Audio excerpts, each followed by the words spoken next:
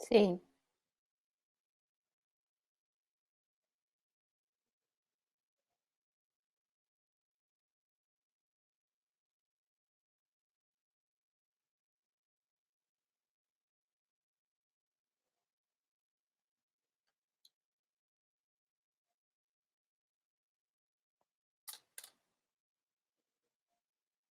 Já estamos ao vivo, Ariel? Estamos! Olá, boa noite a todas e todos. Está no ar mais um episódio do Diálogos. Para quem já acompanha a gente por aqui, sabe que, como o próprio nome já diz, aqui é um espaço para o diálogo. É um programa que é uma parceria entre o NIDES e o NEPDH, são dois núcleos da UFRJ. O NIDES é o Núcleo Interdisciplinar para o Desenvolvimento Social e o NEPDH é o Núcleo de Estudos e Políticas Públicas em Direitos Humanos. Bom, hoje a gente já está no nosso 7º episódio e a gente recebe pela segunda vez o Enzo, Vicenzo Lauriola, para a gente conversar um pouquinho sobre o livro da Giovanna Ricoveri, Bens Comuns versus Mercadorias. Bom, e antes de passar a palavra para o Enzo, queria abrir aqui o espaço para que os nossos anfitriões se apresentassem, nossos anfitriões que representam tanto o NIDES quanto o NEPDH. Com a palavra, Sidão. Bom, boa noite a todos e todas. Super feliz de podermos ter esse diálogo desse livro que foi lançado em 2010, como no original italiano Beni Comuni versus Merce, pela Giovanna. E eu sou Sidney Lianza, o pessoal me chama de Sidão, sou do Núcleo Interdisciplinar para o Desenvolvimento Social, e aqui vou participar nesse diálogo aqui com o querido Enzo Vicenzo Lauriola sobre o livro.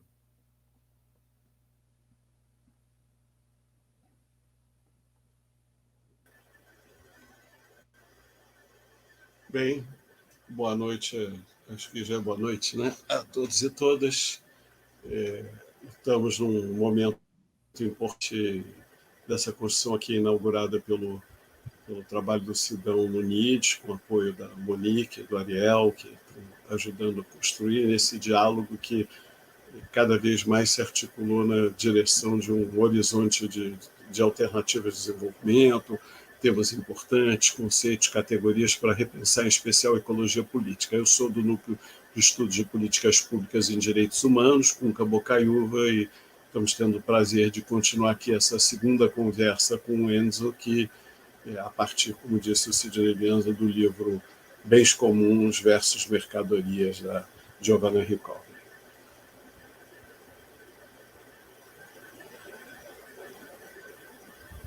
Obrigada, Kunka. Enzo, pode se apresentar rapidamente antes da gente entrar com o vídeo da Giovanna. Claro. Boa noite a todos. Eu sou Enzo Vicenzo Lauriola, meu nome completo. Eu vou estar participando, estou muito feliz de estar participando dessa live, que é uma homenagem para a querida amiga Giovanna Ricoveri,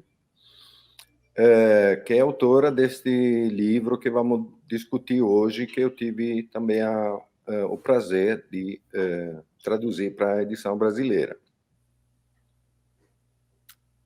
Obrigada, Enzo. Então, vou pedir para o Ariel subir o vídeo. Esse vídeo ele foi gravado no dia do lançamento do livro, da edição original, que é a edição em italiano. Ele tem uma tradução, tem uma legenda, mas eu queria destacar aqui o livro de 2012, né? A edição brasileira foi uma edição traduzida pelo Enzo e, inclusive, pela família dele, né? As filhas dele estiveram nesse trabalho de tradução. Giovanna é uma amiga da família, né? E eu queria pedir, então, para o Ariel subir o vídeo para a gente antes da gente começar.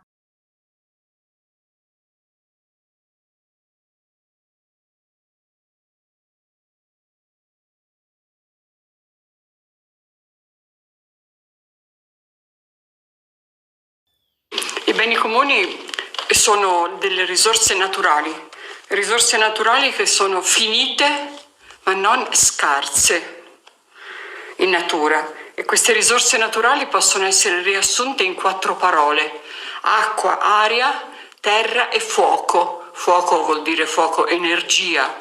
Queste 4 parole sono importanti perché riassumono tutte le risorse naturali come erano ai tempi in cui il filosofo Empedocle nel V secolo a.C. formulò questa frase, ma lo sono ancora oggi dopo tanti secoli, perché all'interno di queste risorse ci sono tutte le nuove risorse che noi stiamo usando. Queste risorse sono state nel corso del tempo quasi totalmente privatizzate, rimesse sul mercato come se fossero qualsiasi altra merce, senza nessuna considerazione del fatto che esse sono invece le risorse di sostegno della vita. Senza acqua, aria, terra ed energia, la vita, non la nostra vita degli esseri umani, la vita in generale sulla terra finirebbe. È per questo che queste 4 parole, con tutte le loro articolazioni interne, hanno questa importanza decisiva oggi. I beni comuni più importanti sono essenzialmente tutti all'interno di queste 4 categorie, però per essere più specifici, allora il primo, che si riferisce all'aria, è ovviamente il cambiamento climatico, perché se la temperatura supera un certo numero, la temperatura media nella quale la vita è possibile sono 15 gradi centigradi, e noi sappiamo che se si continua con questo trend molto presto l'aumento sarà incompatibile con la nostra vita. E naturalmente noi sappiamo bene invece cosa sta succedendo, le trattative internazionali che non hanno mai risultati concreti, eccetera. La seconda in ordine di importanza è l'acqua. Come tutti stanno dicendo, l'acqua sarà la causa principale delle guerre del XXI secolo, perché l'acqua, noi siamo fatti all'80-85% di acqua, e l'acqua invece è requisita a monte per le industrie, per le dighe, quindi per contare elettricità pulita, dicono, e in ultimo anche dai paesi più forti che si comprano o prendono in affitto la terra fertile, che è pochissima ormai, quindi la sicurezza alimentare è a rischio, e l'acqua è fondamentale in questo. Terza risorsa direi è la biodiversità, perché la biodiversità è vita, senza biodiversità si muore, nel senso che l'uniformità non permette di sopravvivere in una crisi, occorre quindi la biodiversità è importantissima ed è legata alla terra e ai contadini, perché i custodi della biodiversità sono coloro che sulla terra ci vivono e che la coltivano. E infine appunto la terra, ma come ti sarai accorto ho citato tutte e 4 le parole di Empedocle, però in una loro particolare accezione. Il che fare rispetto a questo problema può articolarsi intorno a 3 grandi questioni. La prima grande questione del che fare non è soltanto sapere che sono a rischio le risorse naturali, ma è conoscere la cultura dei beni comuni, perché dietro questo modo diverso di gestire queste risorse rispetto al modo in cui sono oggi gestite esiste una cultura, un modo di vivere, un ordine sociale che privilegia la solidarietà e la cooperazione invece della concorrenza, che privilegia i consumi ragionevoli invece del consumismo di massa, che dice no allo spreco. Si può andare avanti a lungo, ma non è necessario. Allora, la prima linea di azione è da parte di ciascun cittadino e dei gruppi di cittadini di cominciare a ragionare su quella che è la cultura dietro i beni comuni, queste risorse. Non prendere solamente la risorsa per sé, ma rimetterle dentro un quadro di riferimento che gli permetta di capire meglio perché sono importanti. La seconda linea è la stessa cosa della prima, con la differenza che invece che la cultura storica riguarda proprio the modus operandi della natura. La natura opera in modo sistemico è come il corpo umano, non è possibile pensare di risolvere i rifiuti qui senza avere risolto a monte tutto il problema che la produzione delle merci, il scatolamento, il trasporto. Ora, questa natura sistemica della natura, per cui che corrisponde molto più alla biologia che alla fisica, è molto sconosciuta alle persone che sono abituate dal capitalismo, dalla cultura dominante, a pensare che si può tagliare, non so, si può tagliare le tonsille a un bambino e tutto va bene, ma non è vero, può darsi. Occorre un medico che sappia ricollegare le tonsille all'equilibrio di questo bambino, alla sua possibile vita futura. Le risorse sono la stessa cosa.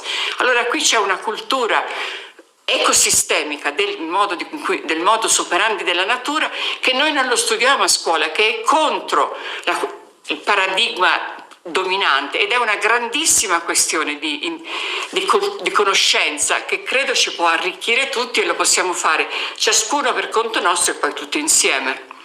La terza linea di azione è il localismo, una parola non tanto facile, la territorialità. Cioè noi ci siamo resi conto ormai che di fronte alla globalizzazione di lor signori, l'unica cosa che noi possiamo fare è opporsi verticalmente, rovesciare il paradigma. Se voi volete portare le decisioni sempre più lontano dalla popolazione, noi le vogliamo portare sempre più vicino alle persone. Perché lo vogliamo fare? Per una ragione di democrazia, perché le persone possono trovare la soluzione dei problemi solo laddove essi operano sul locale, ma anche perché il territorio è proprio il contrario della grande fabbrica, dell'omologazione, dell'operaio massa, è invece il recupero della diversità, della ricchezza delle persone. Le persone non possono essere un problema, sono una grande ricchezza, ma solo sul territorio queste persone possono esprimersi e contribuire a trasformare, a risolvere il problema delle risorse naturali più a rischio, e quindi della ragione per cui i beni comuni sono diventati così conosciuti, famosi. Il problema è che molto spesso le persone parlano di cose che non conoscono. Ecco perché occorre entrare più dentro la loro conoscenza, sia sul piano culturale che sul piano scientifico, direi, ecosistemico, perché se le persone riescono a capire il perché di una politica, allora la seguono. Se non la capiscono, fanno quel che non credo che potranno seguirla. Direi che questo mi sembra che si può fare sia come singoli cittadini che come gruppi di cittadini.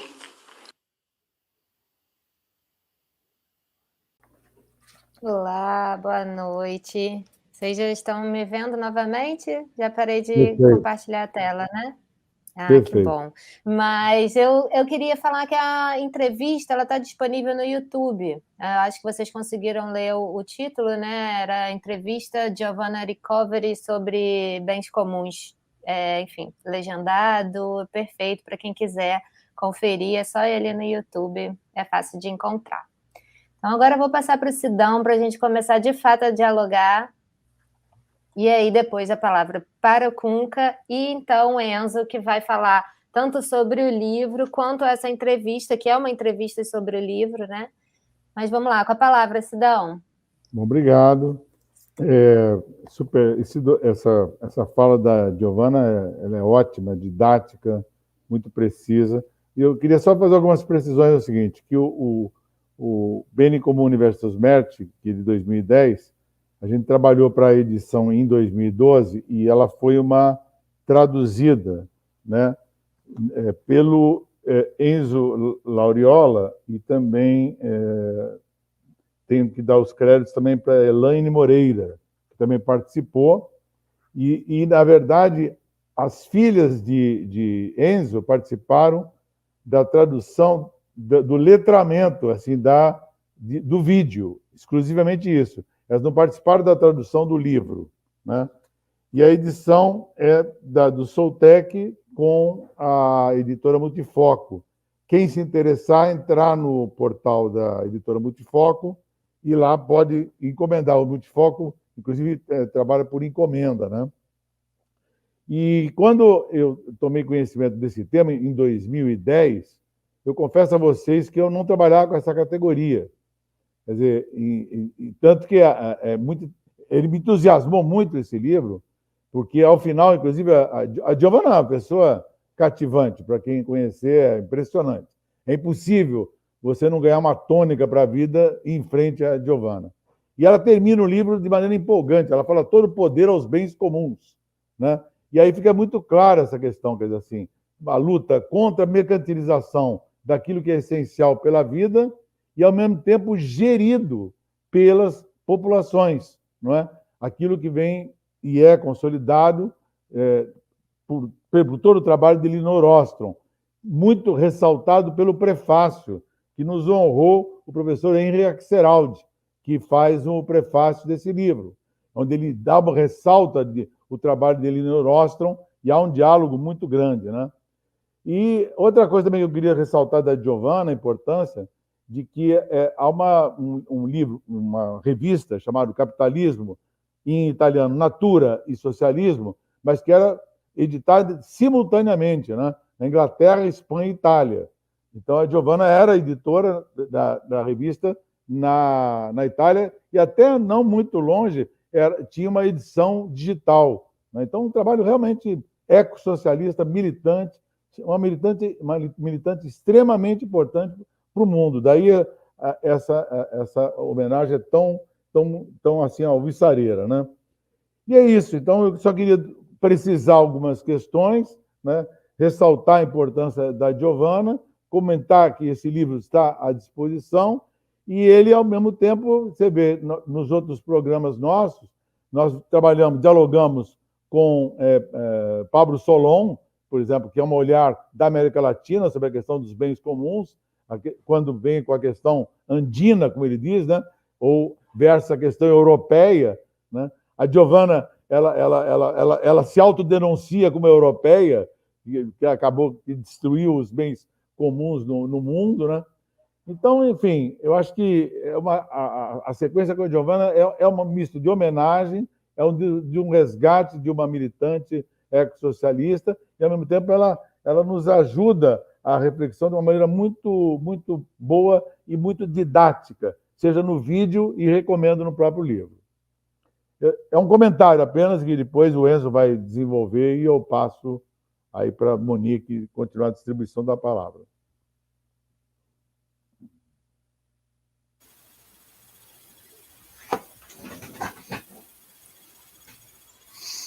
Obrigada, Sidão. A gente, então, vai dar uma palavrinha agora com o Enzo. Enzo vai falar um pouco sobre o vídeo da Giovanna, que dialoga com o livro, obviamente. E então a gente passa para as perguntas. Combinado, Sidão? Combinado, Cunca? Assim tá bom para vocês?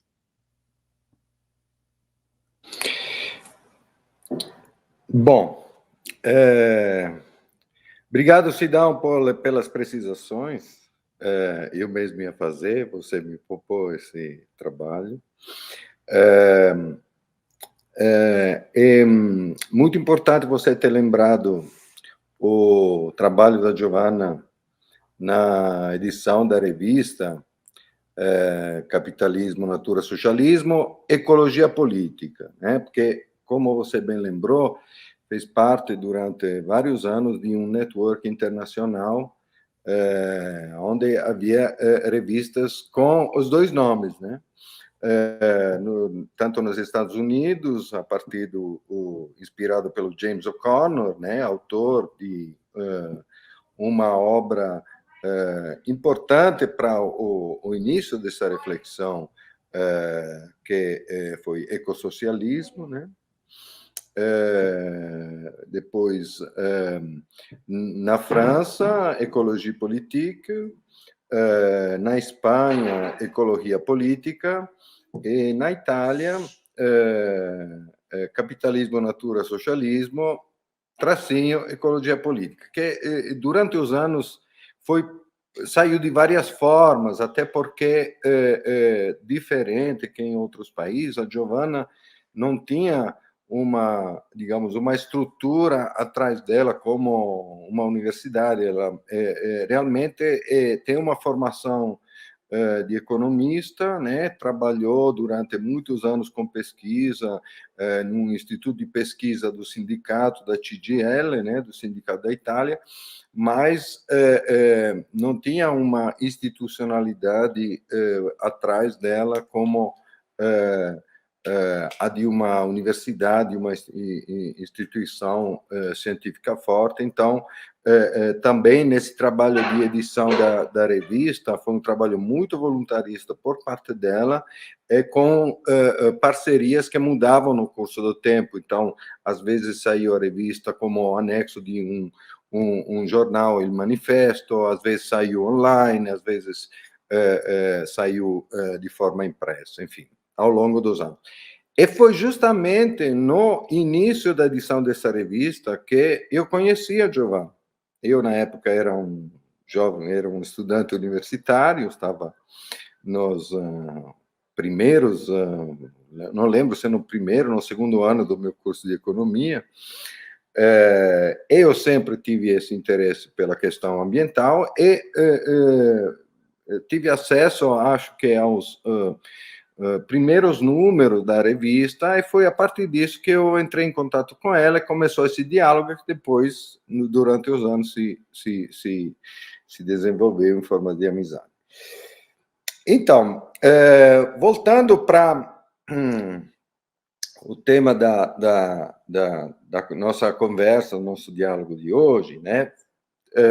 Acho que os ouvintes, os interessados, talvez vão poder reescutar com calma a entrevista da Giovanna, mas, essencialmente, eu queria frisar alguns elementos.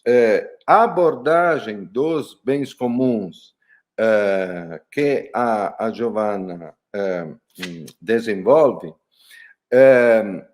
de cara, assim, é focado na questão dos bens naturais, da natureza. A natureza é o foco do interesse dela, né? Como justamente o Sidão lembrou, 10 anos atrás, um pouquinho mais, esse vocabulário não era muito assim difuso nos diversos países, né? Muitas vezes esse vocabulário, até na própria Itália, nos anos seguintes, foi se popularizando, ligado a questões também políticas. Teve uma luta importante na Itália, um movimento importante para a republicização ou contra a privatização da água, né? Que houve um referêndum sobre esse tema.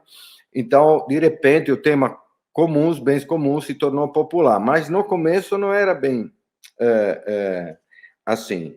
E é importante frisar esse foco, porque o tema dos comuns tem muitas vezes sido abordado em sentidos muito diversos, muito diferentes. Às vezes comum se pensa logo nos global commons ou então nos commons digitais, né? Então, na questão da internet e tal. E não é disso que a Giovanna fala. A Giovanna fala essencialmente da natureza. Então, porque o foco dela é sobre a questão ambiental, a questão ecológica, né?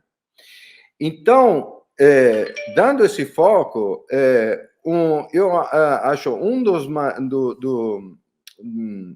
elementos que mais me marcaram no livro dela é que ela consegue fazer esse paralelo muito didático, mas também muito profundo em termos epistemológicos, eu entendo, com as raízes da própria filosofia, do pensamento, da história do pensamento ocidental. Ela vai lá para a Grécia Antiga, essa referência a Empédocles, com os 4 elementos vitais, né? Água, ar, terra e fogo, né?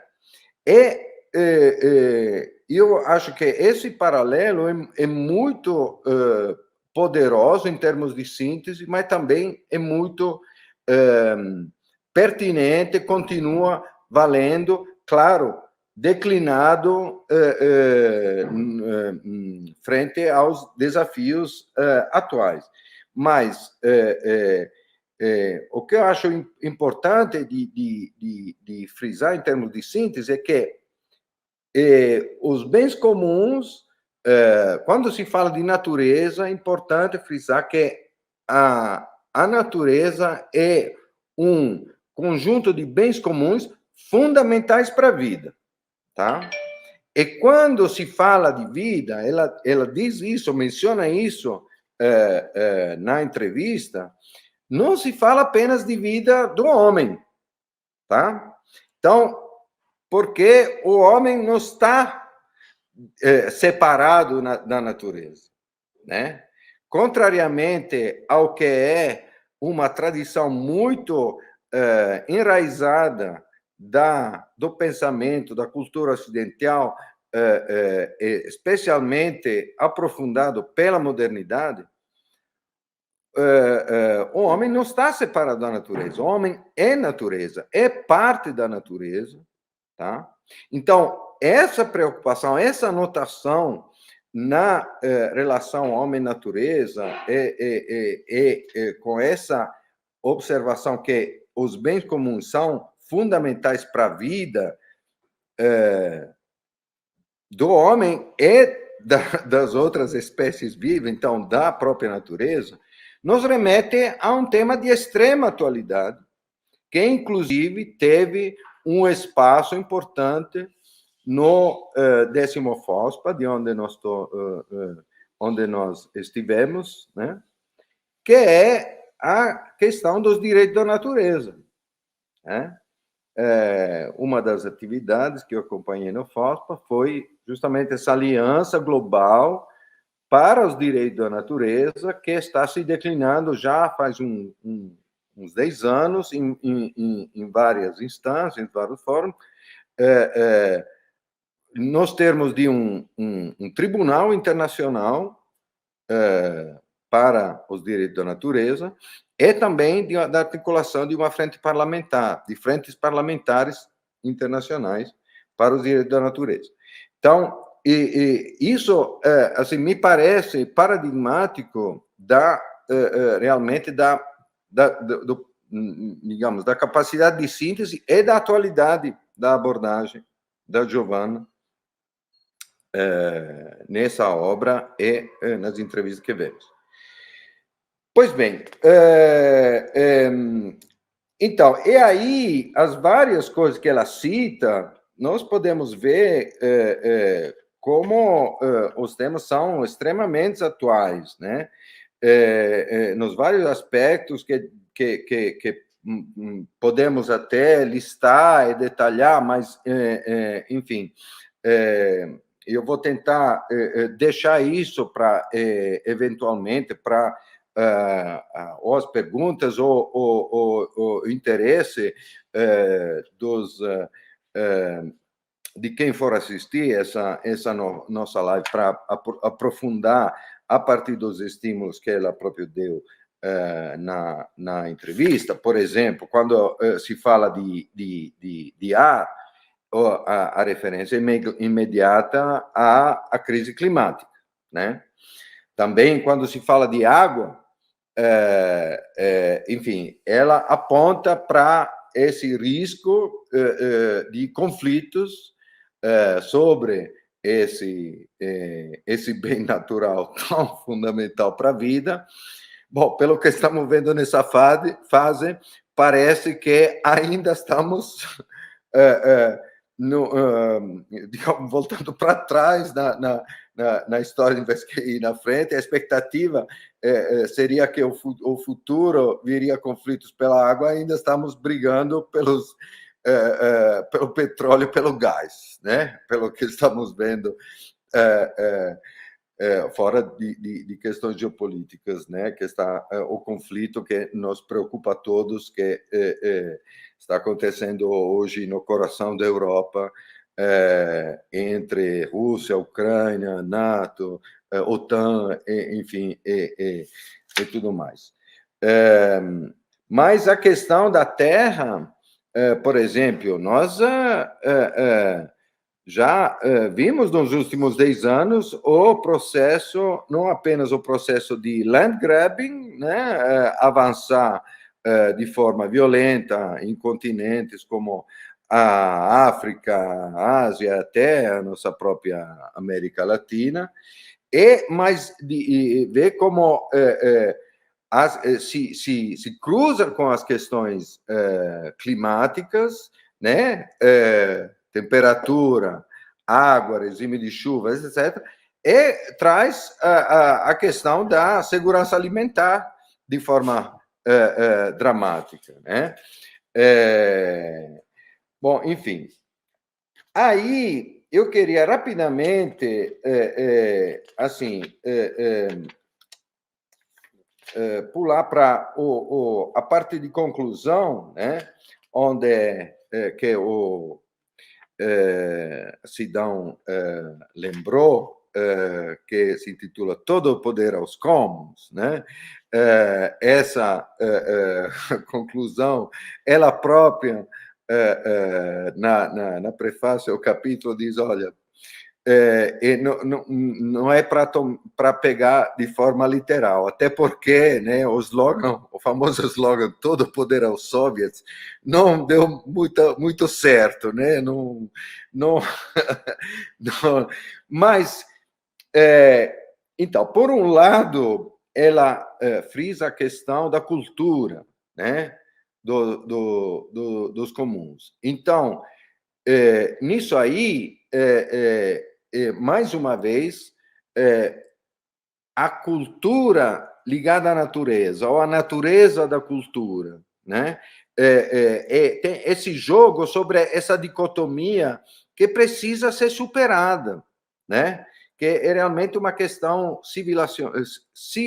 civilizacional, o superamento dessa dicotomia entre cultura e natureza, né? Se realmente nós queremos encarar os desafios do futuro e mudar de rumo, parar com a sobreexploração de um planeta que é nossa casa comum e que o World Resources Institute nos diz cada ano, digamos, a capacidade de carga do planeta fica um pouco mais esgotada. Nós já estamos... esse ano, o dia da dívida ecológica, o World Overshoot Day, foi final de julho. Então, já acabamos com o que o planeta, em 7 meses, já acabamos com o que o planeta gera de forma renovável durante todo o ano todo. Então, já a partir de agora, de agosto, e comecinho de agosto, já estamos no passivo, estamos explorando recursos do planeta que vão ficar como dívida ecológica para gerações futuras, né?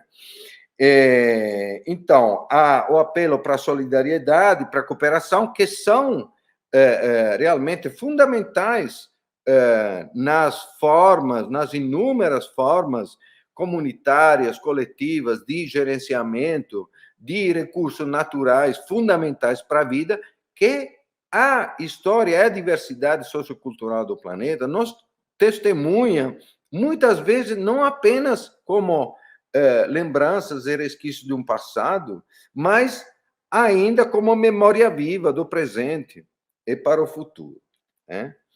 E a reflexão sobre a natureza sistêmica da ecologia e do funcionamento da natureza, que precisa perpassar a forma como nós aprendemos, estudamos, olhamos para o mundo em todos os demais campos do saber. Eu, particularmente, eu sei que ela tem, de certa forma, uma referência parecida, porque nós compartilhamos a formação acadêmica de base em economia com Giovanna, e eu sei que quando ela falava, na sua fala da referência à biologia, ao invés que à física, pensa na economia, ou seja, a economia ainda hoje tem o mesmo arcabouço conceitual mecanicista que está baseado na física newtoniana, ok? Já a própria física já superou isso, desde Einstein, com a teoria da relatividade, e mais ainda, né? Superou isso, já não encara o mundo da mesma forma, mas a economia ainda está atrelada àquele paradigma mecanista, não conseguiu evoluir para, digamos, se inspirar maiormente da biologia e da ecologia. E isso é dramático. É dramático porque a economia vem assumindo um espaço crescente, cada vez mais dominante no debate político, né? Quando se fala de política, se fala de economia, né? Estamos vendo isso assim hoje, mas é verdade o tempo todo. Assim, também as disputas políticas são em cima de como anda a economia, né? E a economia continua focada naquele paradigma já antigo, deveria ter sido superado. Então, ela faz um apelo forte para a questão do localismo, da territorialidade, em oposição, como forma de trazer a democracia, enraizar e aprofundar a democracia, como oposição à tendência tecnocráticas que estão associadas a uma financiarização da economia, a globalização da economia cada vez maior. Mas a última referência que ela faz, de fechamento do seu livro, é uma referência que faz a ponte com tudo o legado dos trabalhos da Elinor Ostrom, que diz o seguinte: olha, os bens comuns, esse paradigma do bem comum, representa uma alternativa tanto para o Estado como para o mercado. Então, nós temos os nossos sistemas jurídicos e políticos que, assim, filhos da modernidade, que estão estruturados nessa dicotomia. De um lado tem o Estado, de um lado tem o indivíduo, como ou as pessoas jurídicas, né, formalizadas dentro do paradigma, como ficções, mas que servem para praticamente abrigar as formas, algumas das formas coletivas, mas não conseguem dar conta de todos. Então, o que acontece, o que tem acontecido historicamente é que a estruturação do Estado moderno e o avanço da modernidade, em geral, tem cada vez mais avançado sobre as formas coletivas, tradicionais, locais, de uso e gerenciamento dos recursos naturais. Certo? E, de certa forma, que o modelo politicamente prevalente, numa certa conjuntura histórica, tenha sido mais coletivista no sentido estatalista, ou digamos, da privatização no sentido liberista do mercado, isso não tem mudado muito os resultados para o que concretamente tem acontecido com a natureza. Então, é a partir disso, dessa constatação, que a gente precisa reconstruir um espaço do comum, trazendo digamos, junto essa ideia da complexidade, essa ideia da não separação entre homem, sociedade e natureza, de um lado e natureza do outro, que a gente precisa ir para frente. O legado da Elinor Ostrom foi muito importante nesse sentido. E vou acrescentar um elemento mais, só para dar ideia antes de fechar, para dar ideia de como isso pode ser fecundo em termos de inovação social frente aos desafios da sustentabilidade. Numa palestra que eu assisti se eu não me engano, era 2007, da Elinor Ostrom, no Congresso de Economia Ecológica da Sociedade Internacional de Economia Ecológica, ou não lembro se era internacional ou europeia, mas enfim, que se passava na Alemanha, na cidade de Leipzig, na Alemanha, antiga Alemanha do Leste. Elinor Ostrom trouxe essa reflexão. Diz o seguinte: olha, 15, 20 anos atrás, ninguém sequer conhecia a ideia de biodiversidade. Tá? Mas 20 anos depois, é um consenso comum. Já não se discute mais a relevância da biodiversidade para enfrentar os desafios da sustentabilidade, né? E então disse que o seu trabalho sobre os commons e essa incrível resenha de diversidade que ela se deu o trabalho de estimular, às vezes fazer pessoalmente, às vezes através de outras escolas, não? Ela disse o seguinte: eu estou convencida que a diversidade institucional, que ela chamava diversidade institucional das formas, né, dos arranjos, de como os commons, essa ideia dos commons era declinada na prática, nos diversos lugares do mundo, essa diversidade institucional é fundamental para a resiliência da sociedade frente aos riscos, frente à imprevisibilidade do futuro, que o nível de distúrbio dos ecossistemas causados pelo próprio homem nos levará a encarar no futuro. Então, de uma certa forma, os commons, os bens comuns, não é apenas uma terceira via alternativa ao Estado ou mercado, mas abarca dentro do seu interno uma diversidade tão grande, tão importante, porque é como se uma sociedade tivesse uma caixa de ferramentas, tá?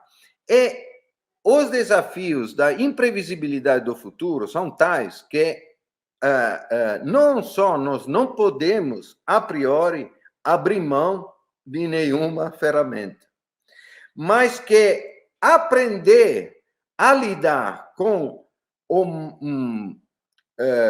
mais diversas ferramentas possíveis é, talvez, uma das formas de nos preparar a lidar com os desafios do futuro, nessa desordem climática, nessa desordem global, cada vez mais surpreendente, que nós estamos enfrentando e que enfrentaremos ainda por muito tempo.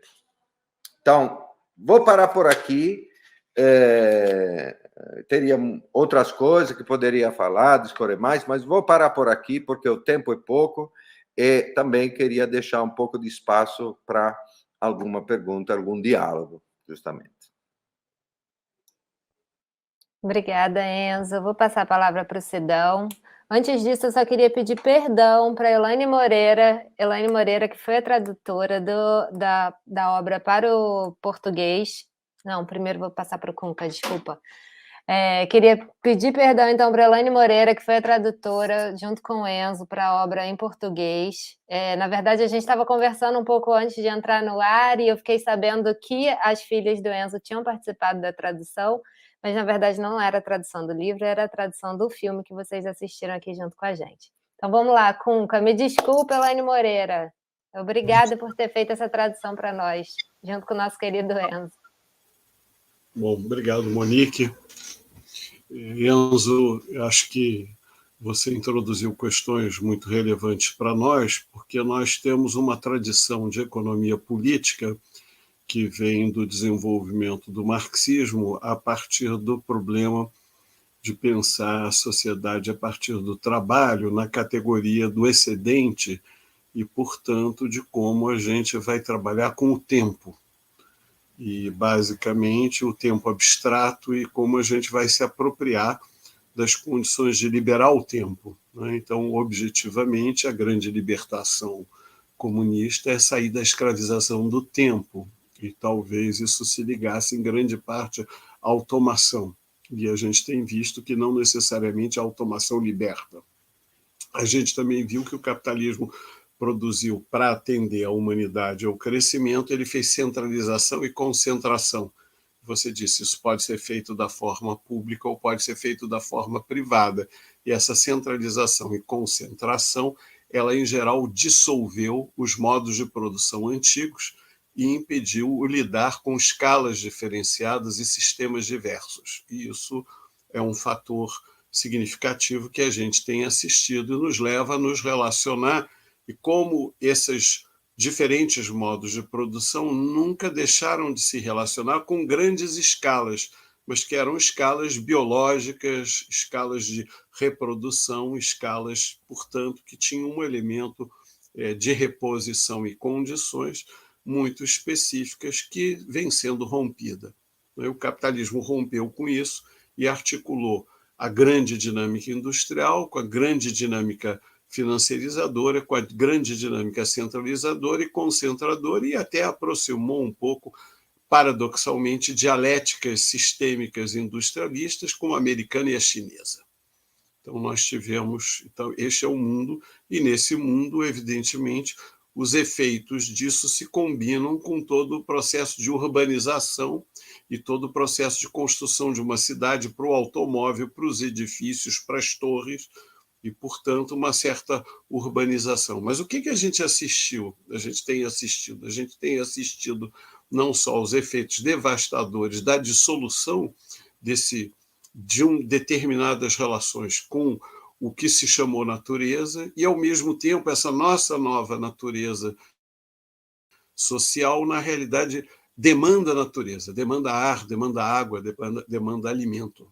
Então, portanto, isso trouxe, junto com todos os grandes efeitos catastróficos desse processo, as grandes disputas proprietárias, as grandes disputas de poder, as grandes disputas imaginárias, que, além disso, se biologizam no sentido racial, racista e étnico. Então, a gente está diante de um problema, de um conjunto de questões em que a acumulação de poder e a acumulação, digamos assim, de capital correspondem à riqueza abstrata e racismo, e correspondem a escalas que estão baseadas num grande endividamento, quer dizer, que o move a economia mundial é o endividamento, com problemas de onde e como se extrai a riqueza. Uma primeira resposta é a resposta da economia do valor de uso. A gente combateu o valor de troca e resgatar a importância do valor de uso. Isso traz um conjunto de reflexões econômicas importantes, que estão ligadas à economia solidária, a outras economias, ao antivalor, a Altvater, várias teorias que colocam, portanto, a preocupação com os usos, a preocupação com a materialidade dos bens, a preocupação com o bem-estar, a preocupação com a qualidade de vida como centro e uma economia mais verde ou outros elementos e uma replanificação disso. Tá? Então, acho que tem um segundo elemento que está colocado, é o fato de que a extensão potente da imagem e da informação, a economia imaterial se desenvolveu, se expandiu, afetando o potencial de conhecimento, o potencial de informação, o potencial de comunicação, mas aí também se trava uma batalha. Não é? E o terceiro elemento que você diz, olha, mas a natureza existe, é um dado fundamental. O que é a natureza? São os elementos que determinam as condições básicas da vida na longa duração. E eu estava pensando aqui, lendo aqui, um modo para pensar metodologicamente o que você falou dentro da discussão, não é? Fora a discussão, o que a gente assistiu na pandemia? Que a gente precisou de água de qualidade próxima, que a gente precisou de máscaras próximas, de alimento próximos. Então, uma das coisas que essa reflexão traz, que ela junta esses elementos ecológico-políticos com as escalas e as medidas das necessidades humanas reais que nós vivemos. O que nós precisamos? Cuidar das pessoas nesse período da pandemia, proximidade de alimento, proximidade de cuidado médico, proximidade e ao mesmo tempo, vivemos dois problemas globais. A macrocoordenação sistêmica das exigências materiais de vacina, etc., e o macro problema das relações humanas e do contato humano, né? E nessas grandes cidades. E ficamos prisioneiros da modernidade. E, de repente, ao mesmo tempo, teve mudança térmica, teve carência de alimentos, teve demanda energética, e, ao mesmo tempo, também passamos a conviver com o fato de que não precisávamos de automóveis. Conviver com vários paradoxos, não é? Conviver com um conjunto de imagens. Nesse mesmo período, como a humanidade se mercantilizou na globalidade, se financiarizou, produziu excessos e desmedidas, também ela comprimiu e destruiu mais ainda territórios, mas revelou povos, né? Povos que foram para as cidades e povos que ainda resistem. E esses povos todos têm modos de vida e têm necessidades muito concretas que são... E essas necessidades também, paradoxalmente, ficaram comuns. Todos precisamos de água, todos precisamos de cuidado médico, todos precisamos lidar com os vetores de controle biológico, todos precisamos lidar com comunitas imunitas, todos precisamos lidar com isso. E, como você disse, entrou um elemento bioético e, portanto, uma demanda de ecologia política. Como ela disse, olha, a água é um elemento central. Nós estamos vivendo o clima, um elemento central, e há uma relação entre a água, o clima, a floresta, a reposição, o alimento, a agricultura, porque, a partir de um dado momento, a quimização da agricultura, o petróleo na agricultura, não é porque é só energia fóssil, não? Os fertilizantes, etc. Essa agricultura que é petróleo, essa agricultura, o plástico, o automóvel, o concreto, o ferro, o aço, tudo isso tornou-se problema. Tudo que era solução se tornou problema. E aí a gente precisa de um método. E acho que os bens comuns também nos ajudam a dar 3 passos adiante. Então, eu vou concluir agora.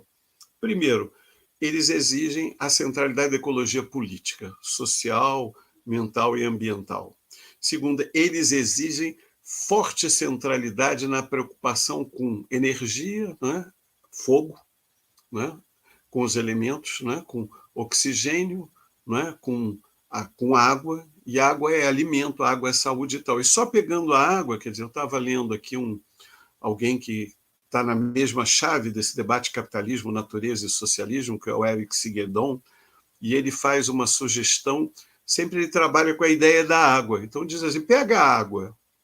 A água é global, a água é local, a água é química, a água mexe com todas as economias, a água é bacia hidrográfica, a água é floresta, a água é alimento, a água é fonte. Então, a partir da água, quer dizer, nós podemos pensar o que faltou, né, em grande parte, para grande parte da humanidade: alimento, água e oxigênio.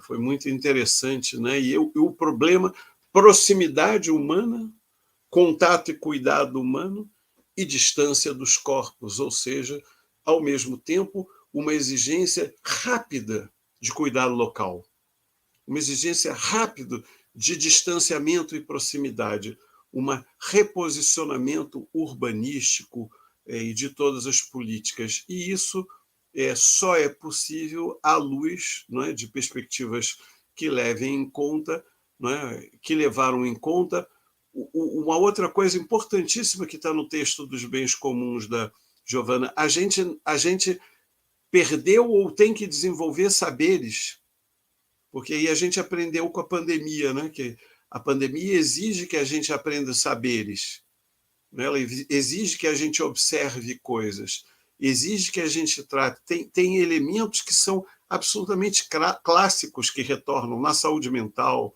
no cuidado com as pessoas, nas fisioterapias, nas alimentações, não é? Em toda a preocupação com a qualidade do ar, em toda a preocupação com a destruição da natureza, produzindo, não é? Agora é a varíola dos macacos, etc. Quer dizer, e tudo isso está combinado com as armas de guerra, as máquinas de poluição, os processos, ou seja, as cidades estão paralisadas, os automóveis não conseguem garantir o transporte nem a velocidade, né?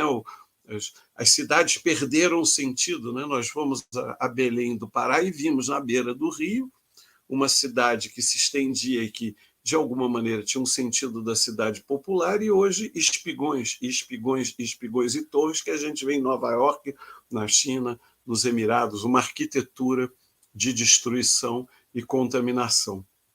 Então, eu acho que, de fato, a gente tem pegadas que eu chamaria de bioéticas e de ecologia política, e eu queria um pouco saber de você, quer dizer, como é que, desde que esse livro foi publicado, ou seja, nós estamos aí um período de 12 anos, né? Quer dizer, como você vê essa ideia da ecologia política, que teve, num primeiro momento, a ideia muito segmentada, né, de que isso significaria um partido verde ou alguma outra coisa, e, na realidade, ela significa novas práticas, novos usos, novas posturas, novas experiências e novas tecnologias. E talvez isso nos una um pouco a essa preocupação com sociotécnica, né? Quer dizer, essa rearticulação dos saberes e das técnicas como essencial. Ou seja, não é que é como transformar a tecnologia. Eu vou só lembrar uma frase da Ana Clara Torres Ribeiro, que trabalhou com o Milton Santos, e o Milton Santos dizia: olha, o período popular vai enfrentar esse período abstrato da riqueza, da comunicação, da informação, que gera essa financiarização e retira o poder da dinâmica local. Ele vai ter que precisar do quê? De um ritmo lento dos homens, dos lugares, das mulheres, da dimensão banal, cotidiana, com a flexibilidade das novas tecnologias. Então, de certa forma, a sugestão é que a gente precisaria passar por um período popular, em que o tempo e o ritmo das condições de vida se combinaria com vantagens relativas de um certo uso das tecnologias, né? Um pouco, e a gente vê isso, sei lá, com os indígenas usando no manejo florestal, na defesa da floresta, o GPS, né? Na possibilidade da demarcação, por exemplo, de terras, quer dizer, essa reconstrução de territórios, porque o capital, ao impor fronteiras, forçou uma resistência de territórios. Então, eu concluo muito com você, porque você é alguém que acompanhou na Amazônia, Raposa Serra do Sol, você acompanha os territórios indígenas, os quilombolas, e nas cidades a gente tem acompanhado essa necessidade de recompor territorialidades, de recompor espacialidades, e, ao mesmo tempo, ter que lidar com o fato de que temos que lidar com grande escala, pequena escala, média escala, né? O que exige, né? Pensar água aqui é pensar água lá em Manaus, não é? Ou seja, o localismo só não responderia, não é só porque há uma relação entre o local e o global que não é dada pelo capital, mas é dada pela dinâmica biológica. O rio Araguaia, o rio Tocantins, o rio Paraíba, o rio São Francisco, o rio Paraná,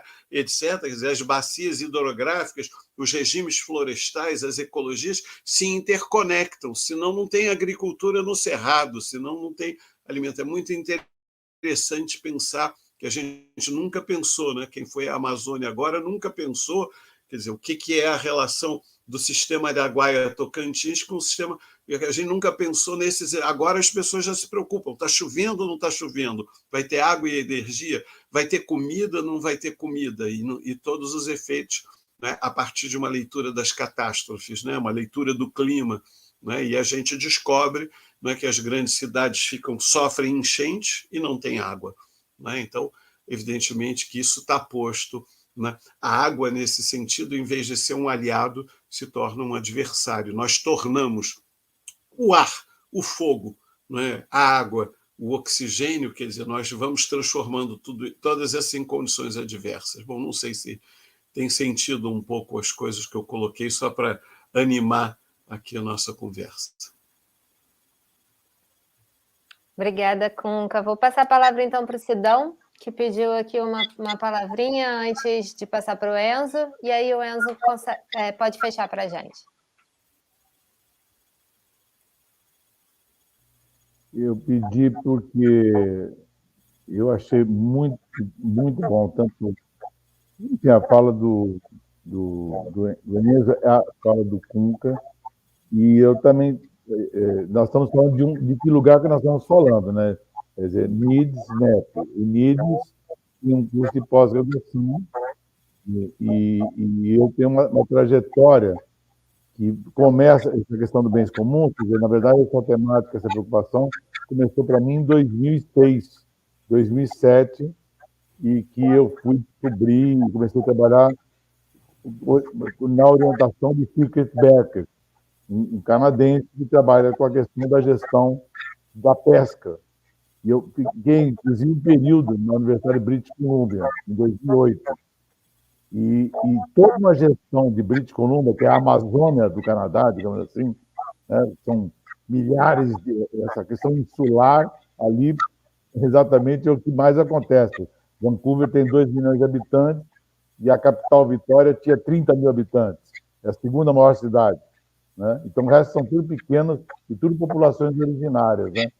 É uma coisa impressionante. E lá aprendi muito com essa questão. Aprendi não, quer dizer, comecei a ficar muito instigado com essa questão.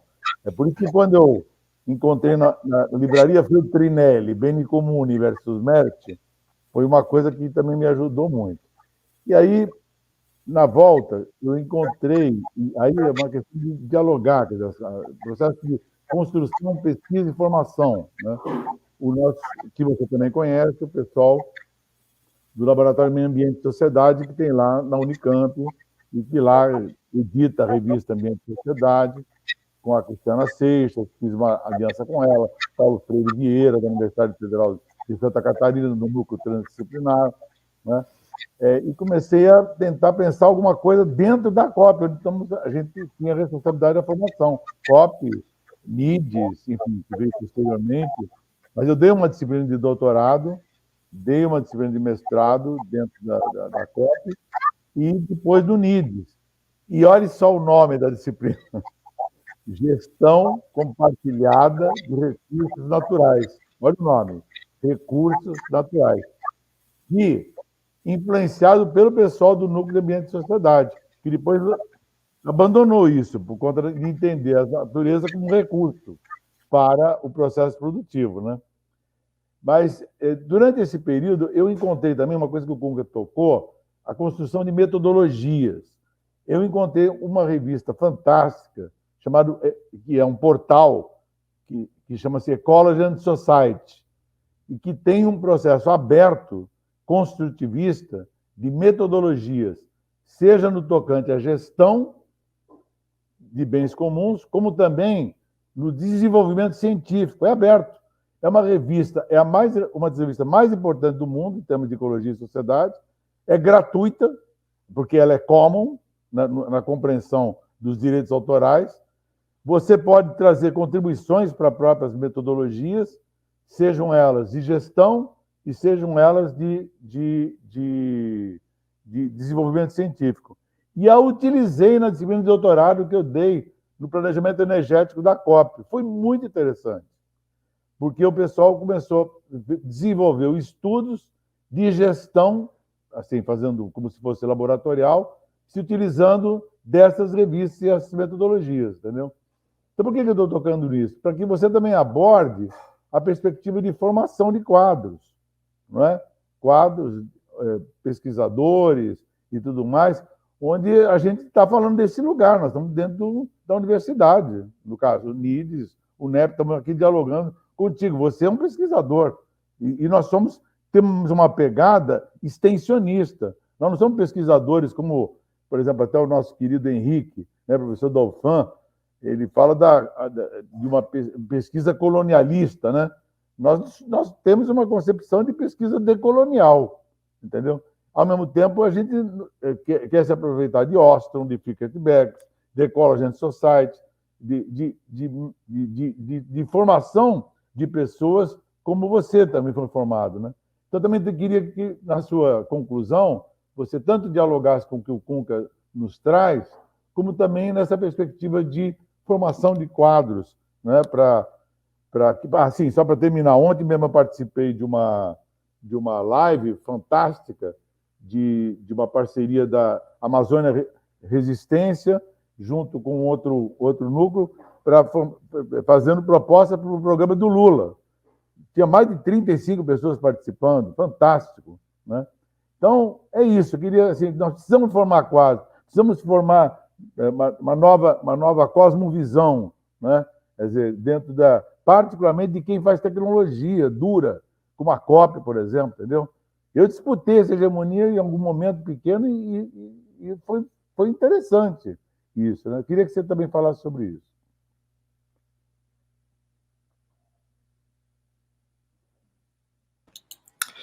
Bom, então, talvez não precise nem dizer que não vai dar tempo para assim, pegar todas as bolas que vocês colocaram, né? Porque o tempo é decididamente um recurso não renovável, né? Então, temos que administrar isso de forma bem econômica, né? Um recurso escasso. Então, o Kunka fez assim, jogou entre as várias ideias e tal, a pergunta que ele jogou poderia ser quase uma provocação para tantos outros debates, mas, enfim, me estimulou aí de fazer um balanço, né? De 10 anos para cá, de 12 anos para cá, quando saiu o livro da Giovanna, o que você avalia e tal, mas que, ao mesmo tempo, me permite fazer um gancho com a questão levantada pelo Sidão no sentido da formação. Olha, eu entendo que essa questão dos commons realmente é uma questão que tem um potencial de revolução paradigmática que nós precisamos, que nós estamos dentro, né? E que talvez a gente vai poder fazer um balanço, Kunka, daqui a 50 anos, se não os nossos filhos no próximo século, né? Mas só para mostrar, para dar uma ideia do que eu entendo, queria ler rapidamente uma citação que a Giovanna faz de um artigo do James Boyle, tá? Extraído de um artigo que em inglês que é chamado assim: The Second Enclosure Movement and the Construction of the Public Domain, né? O segundo movimento dos cercamentos é a construção do domínio público, né? um artigo publicado numa revista de direito, né? Law and Contemporary Problems. Ele diz o seguinte: estamos lidando com o que pode ser chamado de Second Enclosure Movement, né? Na verdade, me corrijo, essa expressão Second Enclosure Movement é do Boyle, certo?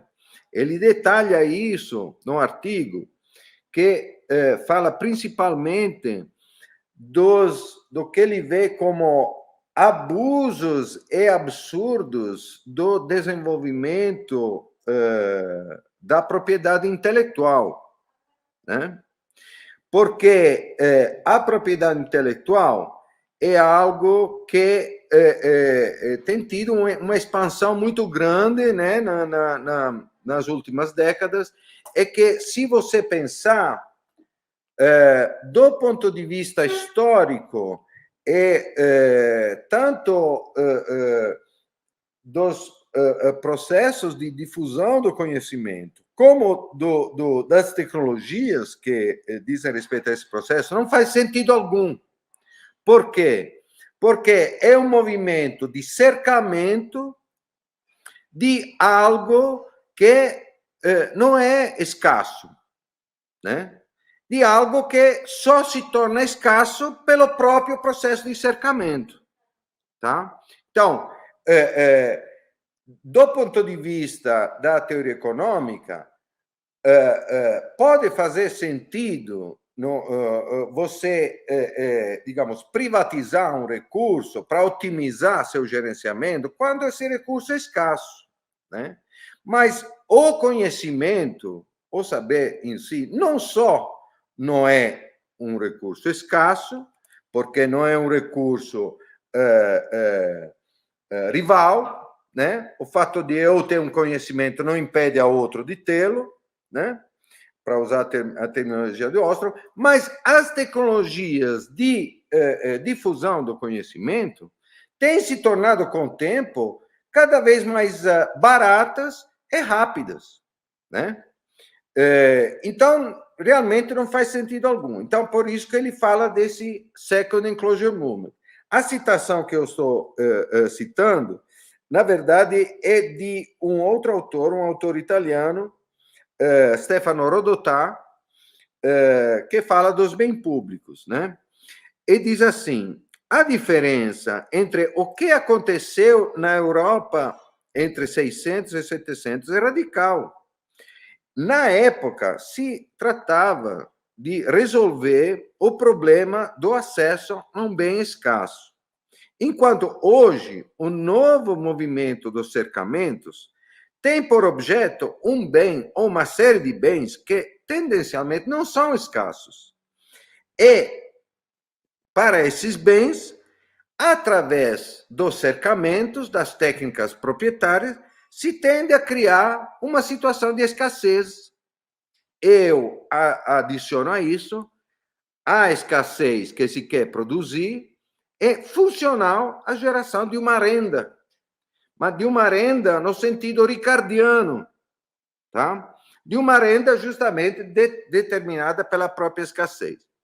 Então, por que eu citei essa citação? Porque isso nos dá uma ideia de como nós, por um lado, precisamos reler, reinterpretar e, às vezes, reescrever nossa própria história.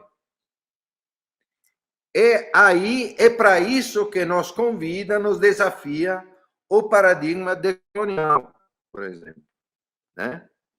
Mas, sem as relações a nível global, históricas, a nível global, entre Ocidente, Europa, que foi colonizando o mundo e ocidentalizando o mundo, é relativamente, digamos, simples identificar as pegadas, os atores, os processos e tal, etc.